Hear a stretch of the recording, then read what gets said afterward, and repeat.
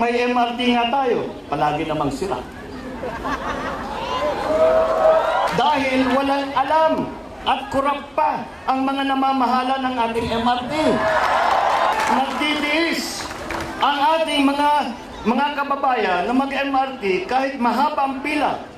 Mainit pag may araw, nababasa naman pag umuulan.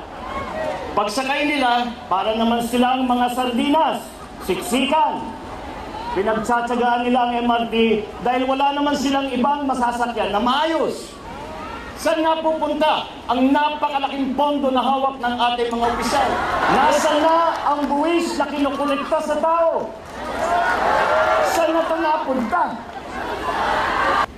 Bakit sa kabila ng problemang dinadanas ng taong bayan, wala tayong nakikitang solusyon ng galing sa pamahalaan?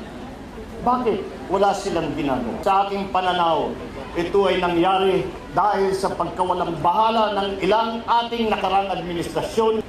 Ang ating mga opisyal ay dapat nagtatrabaho para sa kapakanan ng mga mamamayan, para sa ikabubuti ng bayan.